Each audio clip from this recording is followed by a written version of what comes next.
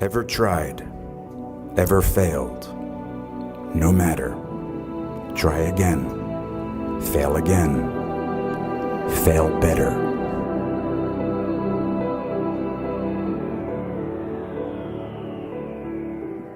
I had so many dreams of where I wanted to go, who I wanted to be, and what I wanted to do. Theater companies I wanted to start with classmates, movies I wanted to be in, directors I wanted to work with, stories I needed to tell. It might take a little time, I thought, but it would happen.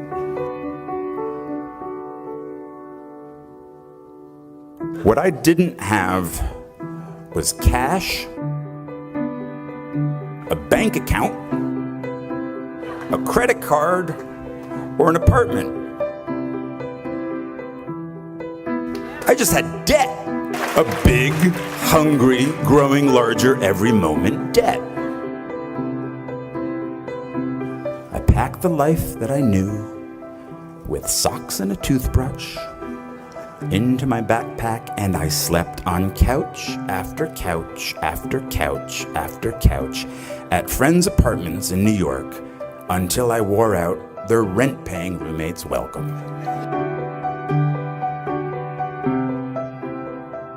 I dusted pianos at a piano store on Ludlow Street for 5 months. I worked on the property of a Shakespeare scholar for a year, pulling weeds and removing bees' nests. I went on unemployment once, but not for long. I couldn't handle the guilt. Eventually, I was able to pay rent for a spot on the floor of an apartment on the Lower East Side, but my roommate had a breakdown and disappeared.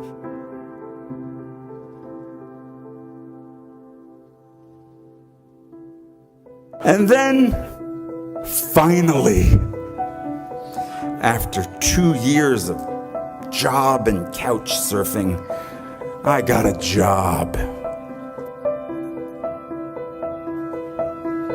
in application processing as a data enterer at a place called Professional Examination Services. And I stayed for 6 years. 6 years. From the age of 23 to 29. Well, they loved me there. I was funny. I wore black, no cape, no tights. I smoked in the loading docks with the guys from the mailroom, and we shared how hungover we all were. I called in sick almost every Friday because I was out late the night before. I hated that job, and I clung to that job.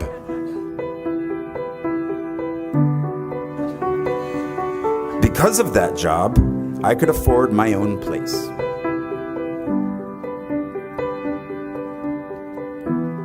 My dream of running a theater company with my friend and fellow Bennington graduate Ian Bell had died.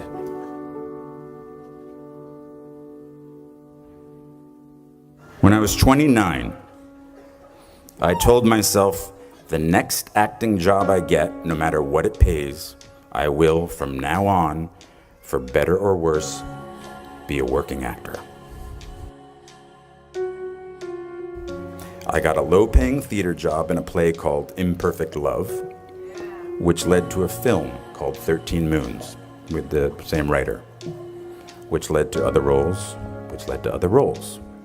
And I've worked as an actor ever since.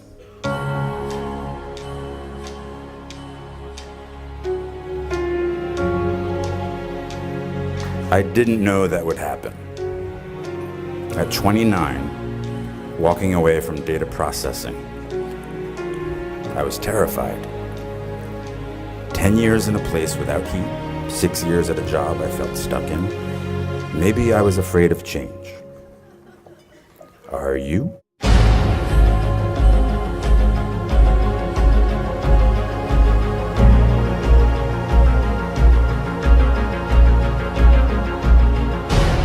And so at 29, in a very long last, I was in the company of the actors and writers and directors I'd sought out that first year, that first day after school. I am by their sides. Raise the rest of your life to meet you. Don't search for defining moments because they will never come.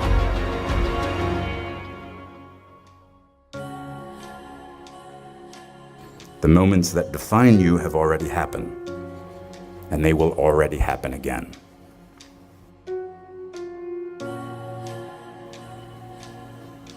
And it passes so quickly. So please bring each other along with you.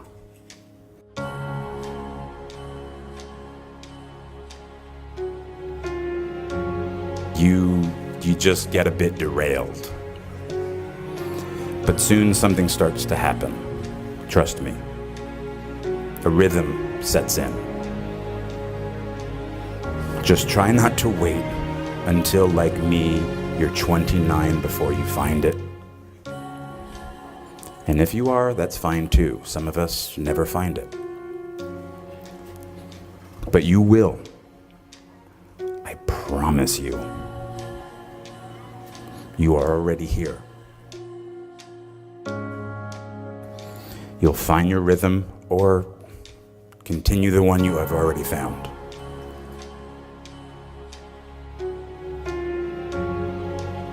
Don't wait until they tell you you are ready. Get in there. Sing.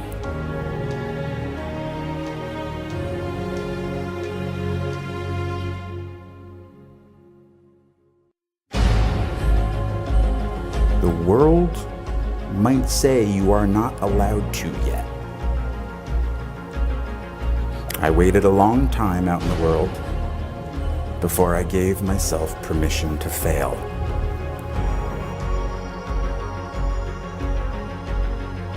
My parents didn't have much money, but they struggled to send me to the best schools. And one of the most important things they did for me is that once I graduated, I was on my own. Financially, it was my turn. This made me very hungry, literally. I couldn't be lazy.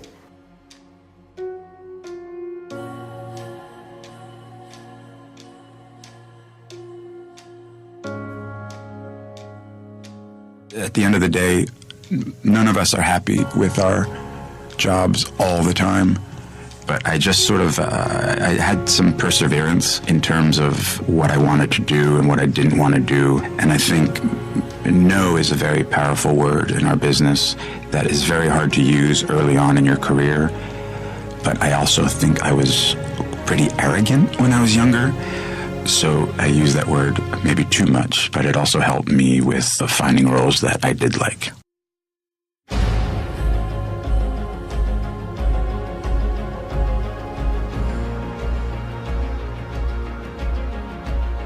We burn very brightly. Please don't ever stop.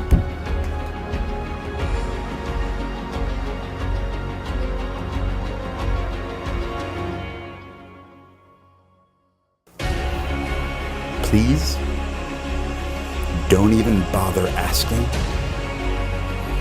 Don't bother telling the world you are ready. Show it. Do it.